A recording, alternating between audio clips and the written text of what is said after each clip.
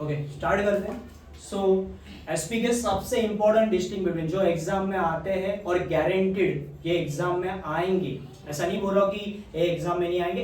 ये जो सारे क्वेश्चन हमने जो दिए हुए वो टॉप 10 क्वेश्चन है, मतलब बोर्ड एग्जाम में आपको ये टॉप 10 क्वेश्चन आप अच्छी तरह से रिफर करोगे, अच्छी तरह से प्रिपेयर कर लोगे तो गारंटीड आपको ये 3 अटेम्प्ट करना है, इसमें से आप कोई भी 3 अटेम्प्ट अच्छे से कर सकते हो।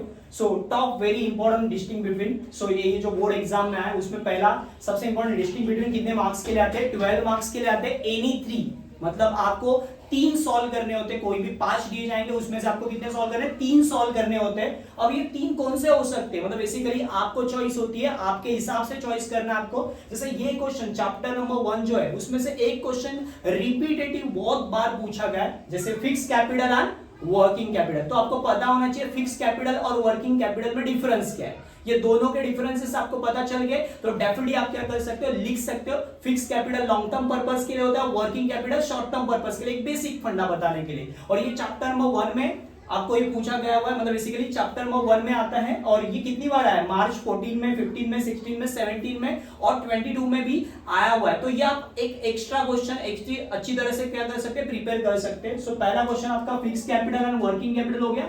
दूसरा जो इंपॉर्टेंट है, जो एग्जाम में आता है और इसके ऊपर लॉन्ग आंसर भी पूछते हैं, equity share and preference share. So equity में क्या है और प्रेफरेंस में क्या है? तो इक्विटी यानी ऑर्डिनरी शेयर होते हैं और प्रेफरेंस यानी क्या? प्रायोरिटी वाले शेयर। तो दोनों में फर्क बहुत इजी करना है, यानी डेफिनेटली आपने लॉन्ग आंसर भी कर लिया तो ये आप यहाँ पे चिपका सकते हो सारे पॉइंट्स, वहां के जो पॉइंट्स है वो यहाँ पे भी आप कनेक्ट कर सकते हो। तो ये क्वेश्चन जो पूछा गया है मार्च 70 में पूछा है, सितंबर 21 में भी पूछा गया है, चैप्टर 2 में क्वेश्चन है। और चैप्टर 2 बहुत सारा इंपॉर्टेंट है, मतलब जैसे देखा जाए तो एसपी में सबसे इंपॉर्टेंट चैप्टर कौन सा है? तो चैप्टर नंबर 2 सबसे एमपी बराबर सोल बोल सकते, पूरे एसपी का सोल उसमें ही रख दिया है, मतलब पूरी सारी चीजें ना चैप्टर 2 में डाल दी है। चैप्टर 2 आप अच्छे से कर लिए तो डेफिनेटली आपको आ सकता है। देन उसके बाद तीसरा जो क्वेश्चन रिपीटेटिव पूछा गया है, शेयर एंड डिबेंचर। तो शेयर एंड डिबेंचर में आपको पता होना चाहिए शेयर यानी क्या? Owner, share holder. जो शेयर परचेस करेगा वो शेयर होल्डर बनेगा, जो डिबेंचर क्या करेगा, परचेस करेगा, वो डिबेंचर होल्डर होगा। शेयर होल्डर कौन है? ओनर होते हैं। डिबेंचर कौन होते हैं? क्रेडिटर होते हैं। तो दोनों डिफरेंसेस आप थोड़े बहुत पता कर सकते हो। वो भी क्वेश्चन आपको मार्च 70 में, 80 में, जुलाई 23 में, और ये चैप्टर 2 का क्वेश्चन है। मतलब बेसिकली ये भी वेरी वेरी एमपी क्वेश्चन है जो आप कर सकते हो। मैं ऐसा नहीं बोल रहा हूं कि दावा नहीं कर रहा हूं, कि बहुत सारे लोग दावा करते हैं कि यही आएगा, ऐसा कुछ नहीं, एच बीच कुछ नहीं आएगा। आप प्रिपेयर करके रखो। ये मैं आपको बोलता हूं, ये 10 जो सिलेक्टिव दिए हुए ना उसमें से आपने अच्छे से कर लिया तो डेफिनेटली आप कर सकते हो, कोई बड़ी बात नहीं। लॉन्ग आंसर आपने जो किए उसी बेस पे ये डिस्टिंग बिटवीन है, तो डेफिनेटली आप ये कर सकते हो। उसके बाद आता है जो repetitive transfer of share and transmission of share. Transfer मेरी मर्जी से होता है एंड ट्रांसमिशन वरना जो शेयर होल्डर है उसके डेथ के बाद जो उसका लीगल हेयर होगा उसके नाम पे वो शेयर क्या होंगे? ट्रांसमिशन होंगे, तो उसके लिए वो होता है। तो ट्रांसफर और ट्रांसमिशन में दोनों में फर्क है, वो समझना। सितंबर 21 में, मार्च 16 में, 70 में, 18 में, 22 में, जुलाई 23 में भी पूछा गया। चैप्टर 3 का क्वेश्चन है और ये भी एक वेरी वेरी एमपी क्वेश्चन है, आप अच्छे से प्रिपेयर कर सकते हो। देन उसके बाद जो रिपीटेटिव क्वेश्चन पूछा गया बहुत सालों से, final dividend and interim dividend. Final dividend कब दिया जाता है और इंटरम डिविडेंड कब दिया जाता है, ये उसका बेसिक फंडा है कि फाइनल डिविडेंड आपको कब देंगे और इंटरम डिविडेंड कब देंगे। इंटरम डिविडेंड 2 एजीएम के बीच में दिया जाता है, फाइनल डिविडेंड एनुअली दिया जाएगा।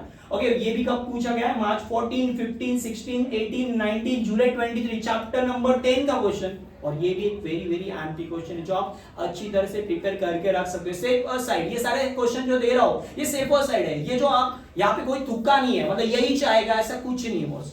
यहाँ पे मैंने ये जो दिया हुआ है ये क्वेश्चन आप एग्जाम में रिपीटेड कितनी बार है उसके बेस पे आप क्या कर सकते हो, उसकी प्रिपरेशन कर सकते हो। यहाँ पे ऐसा कोई नहीं, दावा नहीं कर रहे कि पूरे के पूरे ये क्वेश्चन आएंगे। ये आएंगे, डेफिनेटली आएंगे, ऐसा नहीं कि ये क्वेश्चन नहीं आएंगे, ये आएंगे। मैं बोल रहा हूं आपको फोकस कहां पे करना है, जो क्वेश्चन रिपीटेटिव है जिस पे ज्यादा आपको फोकस करना है, वरना जो एग्जाम में आते हो आप भी देखो ये क्वेश्चन निकालना कोई बड़ी बात नहीं है, आप भी निकाल सकते हो, बराबर ना? आप भी मेहनत कर सकते हो, ये सारे क्वेश्चंस आप निकाल सकते हो कि कौन से क्वेश्चन बोर्ड में रिपीटेटिव आए, उसके बेस पे आप अपने आईएमपी निकाल सकते हो। इसके लिए कुछ और अलग से करने की जरूरत नहीं प्रिपरेशन।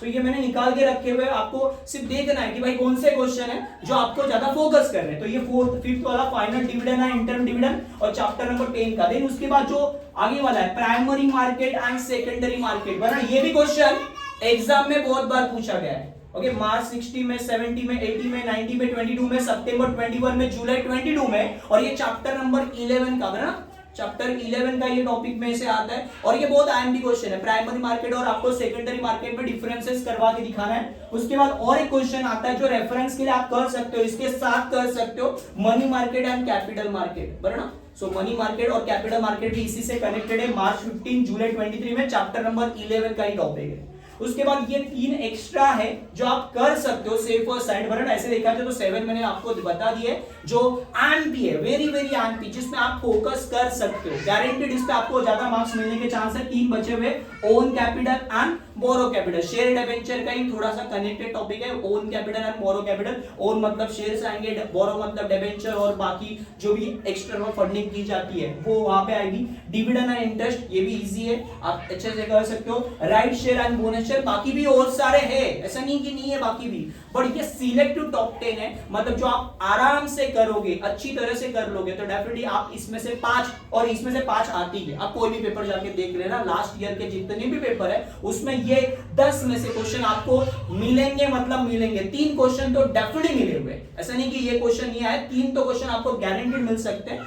सो आप ये प्रिपेयर अच्छे से कर सकते हो, तो गारंटेड ये आपके लिए बेस्ट होगा। और ये आपने अच्छे से कर लिया ये टॉप 10, तो आपकी ये 12 मार्क्स आपको कवर करना कोई बड़ी बात नहीं है। और इसका टाइम मैनेजमेंट बहुत इजी है, इसका टाइम मैनेजमेंट सिंपल तरीके से है, वरना आप जितना उसको टाइम मैनेजमेंट आधे घंटे के अंदर 3 क्वेश्चन आपको अटेम्प्ट करने, 10 मिनट्स का जो टाइम मैनेजमेंट है वो आप यहाँ पे अप्लाई कर सकते हो। 10 मिनट एक क्वेश्चन के लिए करोगे तो डेफिनेटली, और क्वांटिटी कितना लिखना है ये भी मोस्ट इंपोर्टेंट है। ओके, कम से कम, अब जैसे फॉर एग्जांपल 12 मार्क का क्वेश्चन है तो 4 मार्क के लिए ये एक क्वेश्चन होता है, 4 मार्क ईच, मतलब हर क्वेश्चन को आपको 4 मार्क्स मिलता है। तो मिनिमम देखा जाए तो 7-8 पॉइंट्स होने चाहिए, मैक्सिमम 10 पॉइंट तक आप खींच सकते हो, है ना। आप जितना ज्यादा लिखोगे उतना आपको एक्स्ट्रा, है ना, एफर्ट्स मिलेंगे, आपको अच्छा पॉइंट मिलेगा, एक्स्ट्रा बेनिफिट मिल सकता है कि आपको स्कोर करने में मदद हो सकती है। तो एक्स्ट्रा लिखने की कोशिश करना है, उसके लिए मिनिमम 7-8 में आप कर सकते हो एडजस्ट। एक्स्ट्रा लिखना है तो 10 या 11-12 आप बढ़ा सकते हो, जितने बढ़ाने वो आपके ऊपर है, बराबर। बट मिनिमम 7-8 में आप आराम से ये कर सकते हो, उसमें आपको डेफिनेटली मार्क्स मिल सकते हो, स्कोर भी आप कर सकते हो। ओके।